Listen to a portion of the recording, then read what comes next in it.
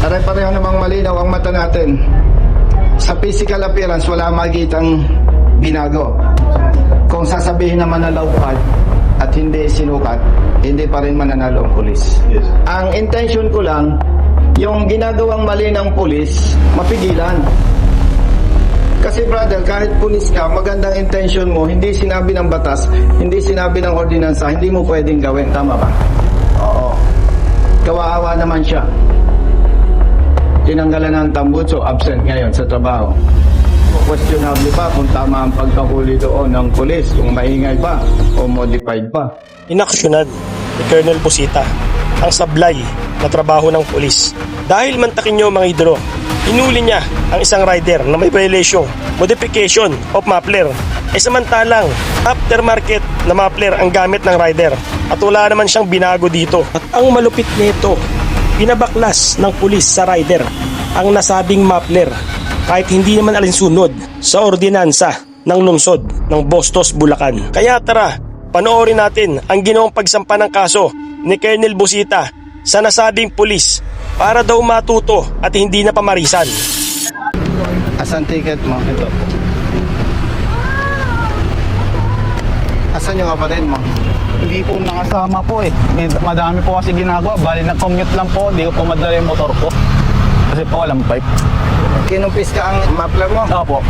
Bakit daw? Pagkadaan po namin, nakita po yung pipe ko. Hindi po kasi yun yung stock po ng motor ko. Hindi, okay lang yon. Pero anong sabi ng pulis? Modified pipe daw po. Tapos? Yun lang po. Baklasin Kinumpis ka, no? Opo. Sino nagbaklas? Pulis? Kami po. Ang sabi po niya kasi pag di daw po namin binaklas, yung motor daw po dadalhin. Hindi kayo, brother.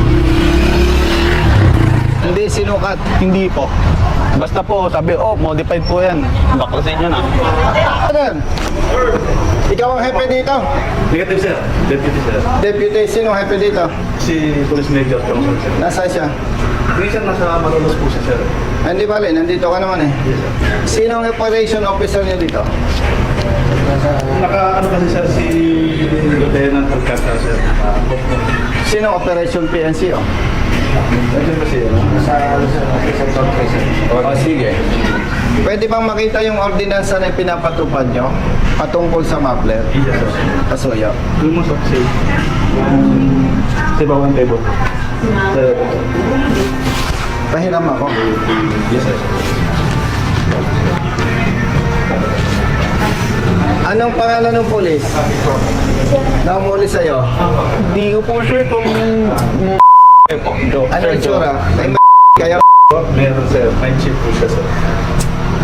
nakatulong naman yan eh. Patawag. Pasensya ka na ha. Demanding ako ha. Opo sir. Public service naman eh. No? Yes sir. Opo.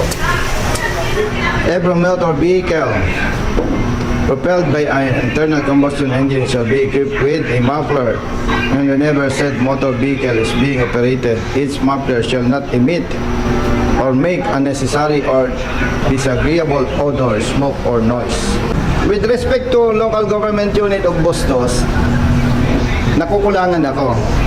Hindi kasi malinaw dito ano yung modified, ano yung maingay. May kulang ba? Doon sa maingay, dapat may panukat. Pero wala dito, hindi nabanggit. Kung dudulog tayo sa lokal na pamahalaan, patungkol doon, mahabang usapin. May pagpalagay lang natin na sumasang-ayon tayo sa nilalaman. Ang nakalagay sa paghuli ng lalabag dito, unang paglabag, multang 500 piso. Ikalawang paglabag, pagkukumpis ka ng tambutso. Sabi ni Ryder, first time mo nahuli. Opo. Suspended. O di sablay si police doon. Yes sir. Maliban, kung may record siya na mapapatunayan niya na padalawang huli na sa rider. Pwede akong complainant, ang importante may ebidensya at may witness yung biktima. Tama ba ako? Pag administrative case, may hawak akong ordinansa, may hawak akong kopya ng ticket, nandyan yung biktima, magsasalaysay siya na kinumpis ka kanyang tambutso at ito ay unang paglabag. Dito pa lang, kompleto na. Yes sir. Ako ang complainant. Tama? Yes, sir. Pwede ako, hindi? Pwede, sir. Pwede. Ang intention ko lang, yung ginagawang mali ng pulis, mapigilan.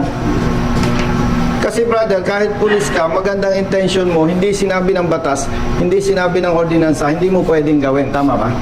Oo. Kawawa naman siya. Tinanggalan ng tambutso, absent ngayon sa trabaho. Questionable pa kung tama ang pagkahuli doon ng pulis, kung maingay pa, kung modified pa. Ang ipinapakiusap ko lang sa IAS, ang mandato ninyo, pag mali ang trabaho ng pulis, iniimbestigahan ninyo, at pag nakita ninyong may mali sa trabaho ng pulis, magre-recommenda kayo ng kaukulang punishment. Tama ba ako? Opo, sir. Recommendatory kayo, ano? Opo, sir. Oo. Kaya pala akong complainant, brother, may iba ang ginagawa, yung complainant, pinapag-execute ng affidavit of desistance. Sa administrative case, hindi valid yung desistance. Pag ako complainant, nag-execute ako ng desistance, okay lang, huwag mo kong pilitin, tama? Pero once na may nakita kang irregularity, tutuloy mo pa rin ang kaso kasi ang pinoprotektahan mo, interest ng bayan at interest ng kapulisan. Tama ako? Tama po, sir. Tama. Sir, balik po, sir, kayo po ang pipill up itong complaint sheet natin, sir. Oh.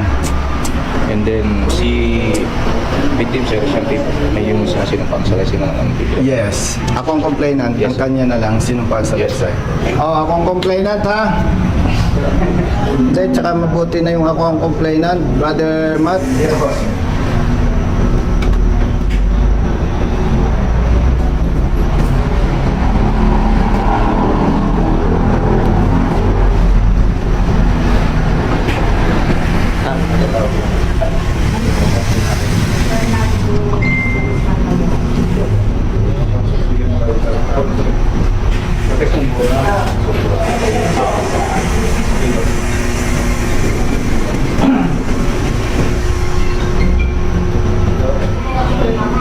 Nominal complainant ako, ano? Tama, ano? Opo, sir. Ano, mag-xerox na lang ng lisensya ko, ano? Para reference niya rin, ano? Ilang kopya ba? Tatlo, sir. Provide.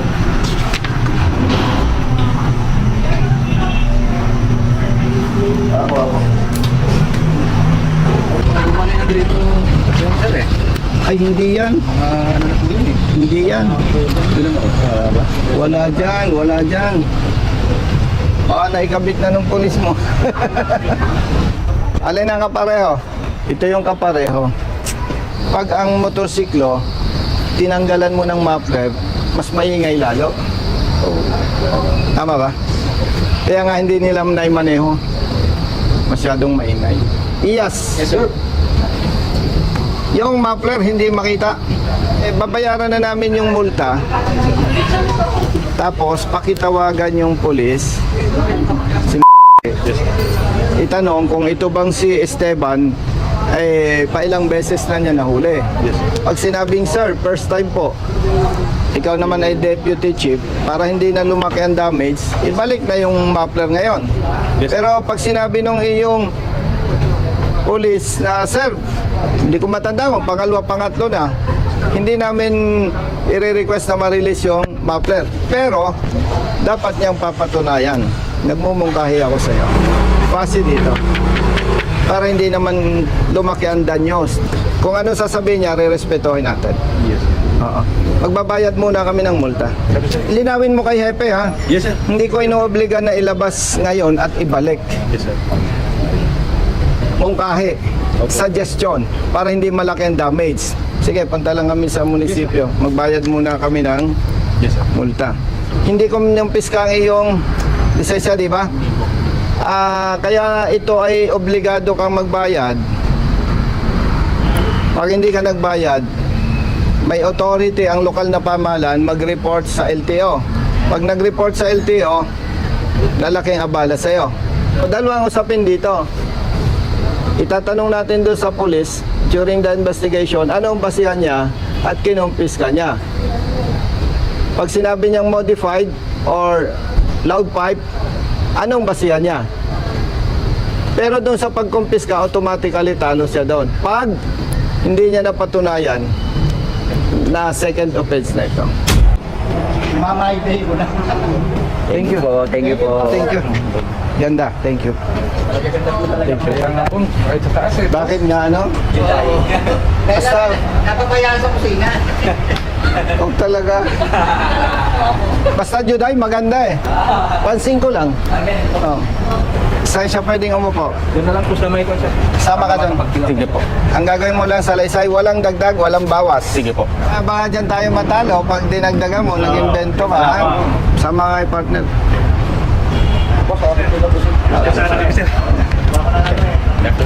May bayad, ha? Camera ni sir. Isa-isa lang, may bayad to. Pasa-pasa na lang. Sige tayo, sir. Pag pangit ang camera, hindi ako napayag, ha? Okay. Oh, away.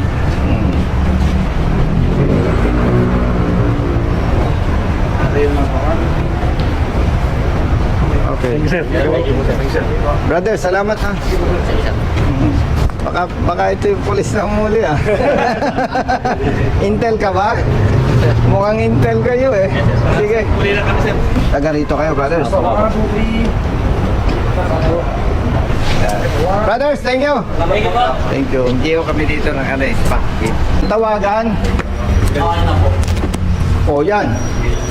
Hindi yan modified. Tingnan din kung nasa labas po. Nakapagsalaysay ka na. Sir, balik ko na.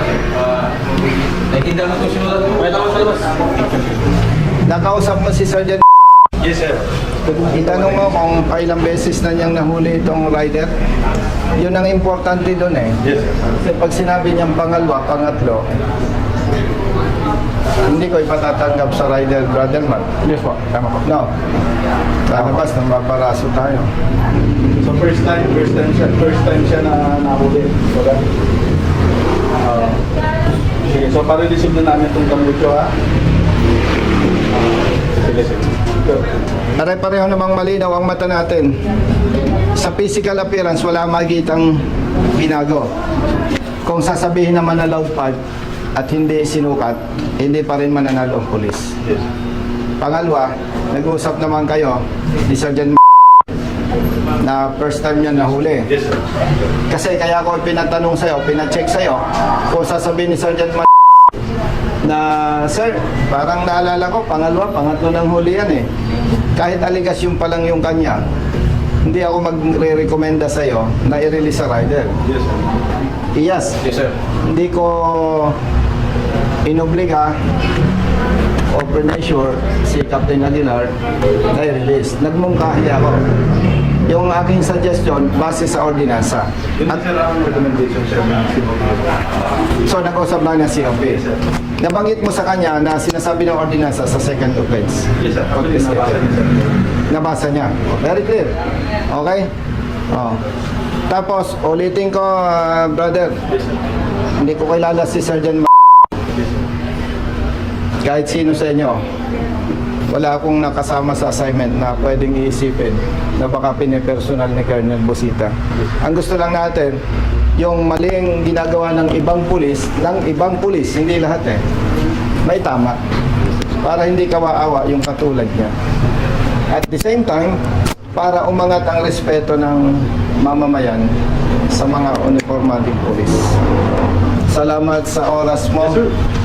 Salamat sa inyong dalawa.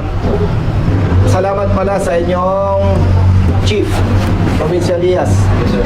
No? Itong atin ay public service. Kung kayo'y nabalat, medyo may katagalan, kasalanan niyo yan. Bakit? Nagpulis kayo. Yes, sir. Diba? Kasi kung hindi kayo nagpulis, hindi ako pwedeng mag-request sa'yo. Tama ba? Yes, sir. Oo. Sir, pa-receive na po namin. Receivin mo, brother. Pakisabi sa mga kasama nyo, kung manghuli kayo at tama, kahit banggitin pangalan ko, huwag kayong maalarma doon. Yes, sir. Pero pag mali, magdalawang isip kayo ha, kakasuhan ko kayo. Yes, sir. Noted, sir. PO1 minus 1, ano yun? Ha? Ingat ha? Yes, sir. Brother, thank you. Salamat, text mo ako. Sabi mo kay Hepe, salamat. Yes, sir.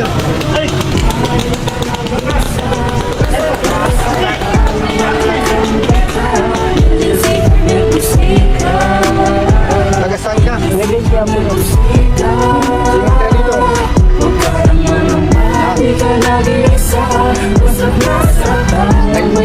iya, iya. Picture mo rin. Nasaan yung isa? Pero ba? Bilang sa init ng sipasadi ng ulan, pawis na sarap pumunta dito. Suring katawan, kadalasang sumisingit ako nararamdaman. Ngunit diretso sa pagpihit ko malaman ng tiyan. Bawat daanan masikip, pinipilit malusutan. Marating na ng lugar na dapat pupuntahan. Maihati ng pagkain, serbisyong nakalaan. Para sa mga tao kailangan kong pagsilbihan. Napili kong hanap buhay, makipagsapalaran. Magdamag man sa daan, puyat man ay tatatagan. Para sa pamilya ko na laging nakaabot, handa akong gawin lahat. Lang ng marangal, kahit paminsan daling tila ba natatapakan ng karapatan sa tuwing sanay nararanasan. Di pa sa pagtingin ng ilang nanunungkulan, mga taong abusado sa kimsa kapangyarihan. Di ka na